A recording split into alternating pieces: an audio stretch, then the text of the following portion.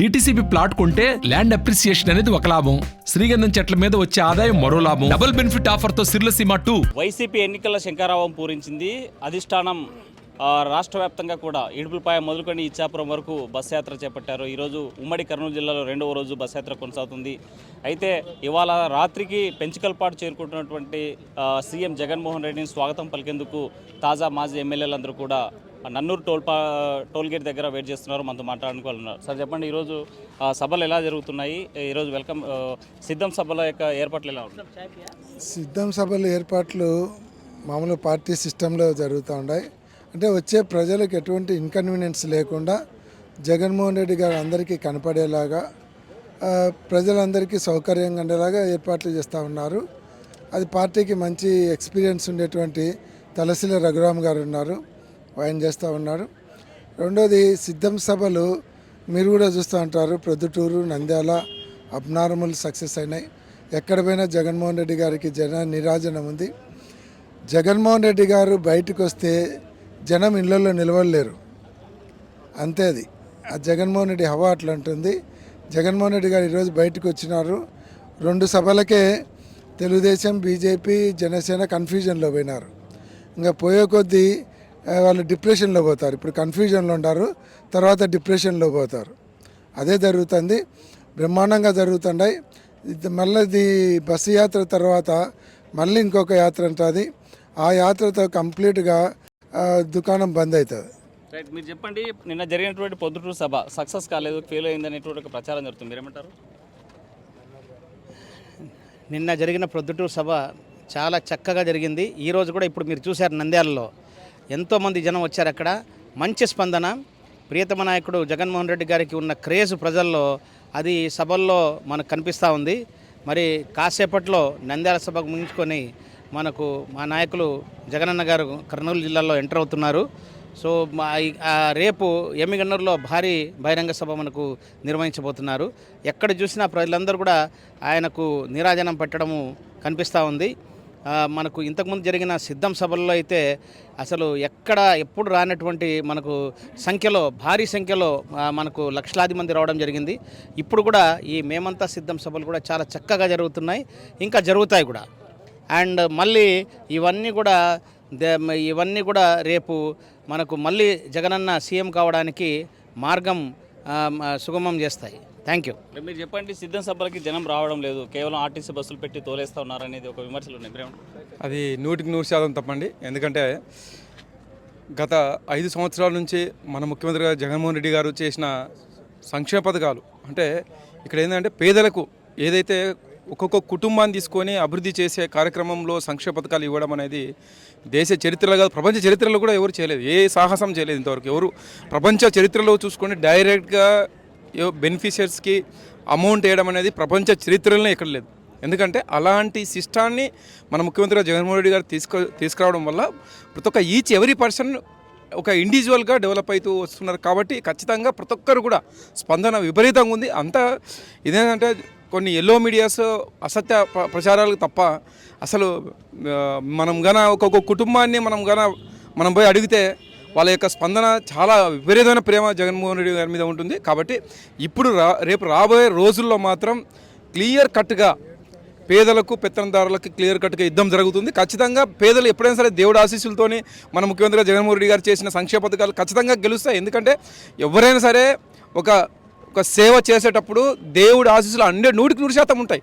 ఇప్పుడు అదే చంద్రబాబు నాయుడు గారు ఏం చేశారు, ఇంతకుముందు పెత్తందారులకు అందరికీ అప్పచెప్పినారు. స్కూల్ యజమాని అయితే, వైద్యపరంగా అయితే, ఏదైనా సరే ఒక పెత్తందారులకు అప్పచెప్పాడు ఆయన.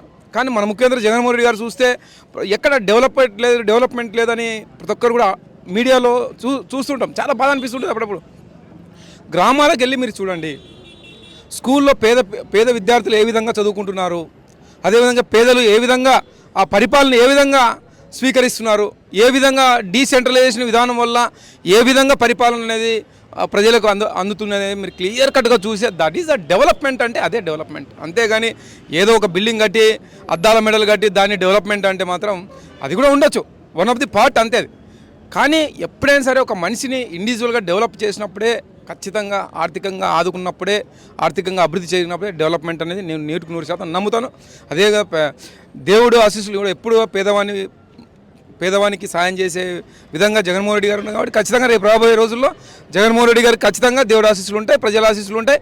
అదేవిధంగా కార్యకర్తలు కానీ నాయకులు కానీ ఖచ్చితంగా ఉండే ఏ విధంగా అయితే 2019లో 2014లో ఏ విధంగా అయితే పనిచేశారో అదేవిధంగా ఇప్పుడు కూడా రేపు రాబోయే రోజుల్లో కూడా ఇంకా ఎంకరేజ్గా పనిచేస్తారని కోరుకుంటున్నాను. అంటే మొన్నటి దాకా అంటే నియోజకవర్గ ఇన్ఛార్జి ప్రకటించిన తర్వాత అజ్ఞాతంలోకి వెళ్ళిపోయారు సుధాకర్, మళ్ళీ ఈరోజు కనిపిస్తున్నారంటే? లేదండి, యాక్చువల్గా నాకు కొంచెం హెల్త్ ఇష్యూస్ చాలా ఉన్నాయి. నాకు ఆ హెల్త్ ఇష్యూస్ వల్ల నేను హైదరాబాద్కు, అదేవిధంగా ఫిజియోథెరపీ, నాకు ఎప్పటి నుంచో ఒక 20 years నుంచి ఒట్టికో ప్రాబ్లం ఉంది, నాకు నెక్ పెయిన్ ఉంది. దానివల్ల కొంచెం నేను ఏదైనా సరే మనకు సీడ్ రానప్పుడు కొంచెం బాధ ఉంటుంది. ఆ బాధలో కొంచెం ఎక్కువైపోయింది నెక్ ప్రాబ్లం అనేది. దానివల్ల కొంచెం ఫిజియోథెరపీ చేయించుకోవడం కానీ, ఫ్లాట్గా పండుకోవడం ఇట్లాంటివి కొన్ని ఉంటాయి. దానివల్ల కొంచెం రెస్ట్లో ఉండడం వాస్తవమే. కానీ ఖచ్చితంగా ఏదైనా కానీ మన ముఖ్యమంత్రి గారు జగన్మోహన్ రెడ్డి గారు ఆశీస్సులతోని, ఆయన యొక్క దీవెనలతో ఖచ్చితంగా రేపు రాబోయే రోజుల్లో ఇంకా పనిచేస్తాం.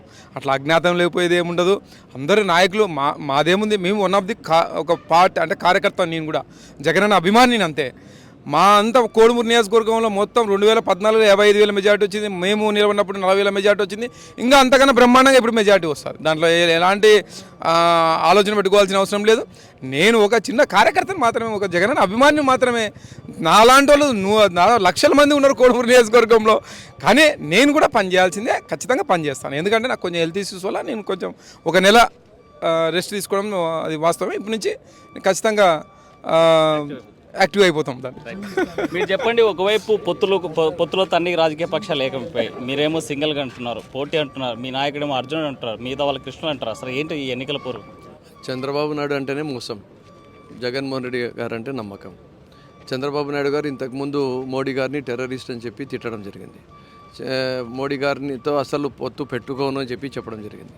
పవన్ కళ్యాణ్ గారిని తిట్టడం జరిగింది. కానీ ఈరోజు ఆయనకు ప్రజల్లో బలం లేదు కాబట్టి, ఆ రోజు 600 హామీలు ఇచ్చి ప్రజలకు మోసం చేసినాడు కాబట్టి, ఆయన మాటని ఎవరు కూడా నమ్మడం లేదు కాబట్టి, ప్రజల్ని నమ్మించడానికి క్యారెక్టర్స్ని యాడ్ చేసుకుంటూ వెళ్ళిపోయినాడు. ఒక సినిమాలో క్యారెక్టరైజేషన్లో ఒక హీరో ఉంటే కలెక్షన్ రాదు, ఇంకో హీరోని పెట్టుకుంటే కొంచెం ఆ హీరో తరపున ఫ్యాన్స్ కలెక్షన్ వస్తుంది, ఇంకో హీరోని పెట్టుకుంటే ఇంకో కొంచెం ఫ్యాన్స్ కలెక్షన్ వస్తుంది అన్నట్టు దీన్ని సినిమా ఇండస్ట్రీ లెక్క ఆయన చూస్తున్నాడు. కానీ ప్రజలు చూసేది ఒక లీడర్లో విశ్వసనీయత. ఈరోజు వాళ్ళ పిల్లల భవిష్యత్తు గురించి కానీ, వాళ్ళ భవిష్యత్తు గురించి కానీ ఒక భరోసా, ఒక అండ, ఒక నమ్మకము, ఒక మాట పైన నిలబడే తత్వము, ఇవన్నీ ఒక లీడర్లో ప్రజలు చూస్తున్నారు ఈరోజు. అది జగన్మోహన్ రెడ్డి గారు చేసి చూపించారు. ఆ రోజు 600 హామీలు ఇచ్చి మోసం చేయాలని చెప్పి ప్రయత్నం చేశారు చంద్రబాబు నాయుడు గారు. ఈరోజు 6 హామీలు ఇచ్చి మోసం చేయాలని చెప్పి ప్రయత్నం చేస్తున్నారని ప్రజలు చెప్తున్నారు. జగన్మోహన్ రెడ్డి గారు మాత్రం 9 హామీలు ఇచ్చి 9 హామీలు ఏవైతే హామీలు ఇవ్వలేదో అవన్నీ కూడా పూర్తి చేసి ప్రజల గుండెల్లో ఒక స్థానం కల్పించుకున్నారు. కాబట్టి ఈరోజు వేలాది మంది, లక్షలాది మంది జగన్మోహన్ రెడ్డి గారు వస్తే బయటికి వస్తున్నారు. ఇంకోటి కూడా, ఈ తెలుగుదేశం పార్టీ వాళ్ళు, జనసేన వాళ్ళు జగన్మోహన్ రెడ్డి గారు పరదాలు కట్టుకొని పోతున్నారు అంటే అది సెక్యూరిటీ రీజన్స్ వల్ల ఒక ముఖ్యమంత్రికి ఇవ్వాల్సిన ప్రోటోకాల్ ప్రకారంగా అప్పుడు ఉండే పోలీసు అధికారులు కానీ యంత్రాంగం కానీ చేసిండదు. ఇప్పుడు ఏం లేదు కదా, ఇప్పుడు పరదలు లేవు కదా, ఇప్పుడు జనాలు వస్తున్నారు కదా. మరి మేము చెప్పింది అదే, జగన్మోహన్ రెడ్డి గారు వస్తే మీరు తట్టుకోలేరు.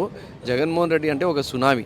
ఈ 2019లో 151 సీట్లు ఇచ్చి వాళ్ళకు రాజకీయాలు లేకుండా చేస్తే, ఈసారి 2024లో వైనాట్ 175 అని చెప్పి వాళ్ళకు రాజకీయ సమాధి కట్టబోతున్నాడు. ఖచ్చితంగా కృష్ణుడు, అర్జునుడు కానీ అభిమన్యుడు అయితే కాదు అని చెప్పి మీకు తెలియజేసుకుంటాను. మీరు చెప్పండి, బాగా అసంతృప్తితో ఉన్నారు, నాయకుల్ని కలిసిపోయేటువంటి పరిస్థితి లేదు, సిద్ధం సభలు సక్సెస్ అయ్యేటువంటి పరిస్థితి కనిపించడం లేదు, ఎక్కడ ముభావంగా ఉంటున్నారు. ఎందుకోసమని ఈ మీ నాయకుల మధ్య ఉన్నటువంటి ఎఫెక్ట్స్ ఏదైతే మనస్పర్ధలు ఉన్నాయో ఈ సభ మీద పడే ఛాన్స్ ఉందని? ఎక్కడున్నాయి? ఈనాడులో, ఆంధ్రజ్యోతిలో తప్ప ఏ ఛానల్లో కనపడడం లేదు. మీ ఛానల్లో ఉన్నాయా ఎక్కడైనా అసంతృప్తులు వైఎస్ఆర్ కాంగ్రెస్ పార్టీ నాయకుల్లో? లేవు కదా. న్యూట్రల్ ఛానల్స్లో లేవు కదా. పచ్చ మీడియాలో మాత్రము లేనిది ఉన్నట్టు, ఉన్నది లేనట్టు చూపించడానికి ప్రయత్నం చేస్తున్నారు. లక్షలాది మంది వచ్చినా అసలు ఎవరు జనాలు రాలేదు, గ్రాఫిక్స్ అని చెప్పి చెప్తున్నారు. ఇంకా ఇంత పచ్చి అబద్ధాలు వాళ్ళు మాట్లాడుతుంటే, ఇంకా ఏదో ఒక ఊహాలోకంలో వాళ్ళు బతుకుతూ ఉంటే మనం ఏం చేయలేం. జూన్ 4కు రిజల్ట్ వస్తుంది. ఆ రోజు మీరు ఉంటాము, మేము ఉంటాము. ఆ రోజు మేము సంబరాలు చేసుకుంటూ ఉంటాము. వాళ్ళు ఆ రోజు ఏడుస్తూ ఉంటారు, బాధపడుతుంటారు. మేము చేయరాని తప్పులు చేసేసినాము. జగన్మోహన్ రెడ్డి గారు చిన్న వయసులోనే ఆయన రాజశేఖర రెడ్డి గారి లెక్క ఒక నమ్మకం అనేది సాధించుకున్నాడని చెప్పి. సో నాయకుడు అంటే నమ్మకం. ఈరోజు జగన్మోహన్ రెడ్డి గారి పైన నమ్మకం ఉంది. చంద్రబాబు నాయుడు అంటే మోసం. దానికోసం ప్రజలు నమ్మడం లేదు. ఖచ్చితంగా రాబోయే రోజుల్లో బ్రహ్మాండమైన మెజార్టీతో ప్రతి ఒక్క నియోజకవర్గంలో గెలవబోతున్నాము. ఇటు అసెంబ్లీ అటు పార్లమెంట్లో స్వీప్ చేయబోతున్నాం. రైట్. సిద్ధం సభలో ఒక రిజల్ట్ జూన్ 4వ తేదీ కనిపించబోతున్నాయి. కంపల్సరిగా విజయం సాధించబోతుంది. అటు పార్లమెంట్ ఎన్నికైనా ఇటు శాసనసభ ఎన్నికలైనా సరే విజయ దుమ్మెది మోగించబోతుంది. సిద్ధం సభలు ఏర్పాట్ల కోసం అందరూ కూడా ఏకపక్షంగా అందరూ కలిసి సక్సెస్ కోసం పనిచేస్తాను. వచ్చేటువంటి ఎన్నికల ఫలితాలను అతి త్వరలో చూస్తారంటున్నారు ఇక్కడ ఉన్నటువంటి తాజా మాజీ ఎమ్మెల్యేలు. వీడియో జల్లి చంద్రశేఖర్తో హుస్సేన్ RTV కర్నూలు. మరిన్ని వీడియోస్ కోసం ఛానల్ ని సబ్స్క్రైబ్ చేయండి. లేటెస్ట్ అప్డేట్స్ కోసం వాట్సాప్ ఛానల్ ని ఫాలో చేయండి. అండ్ లింక్ డిస్క్రిప్షన్ లో ఉంది.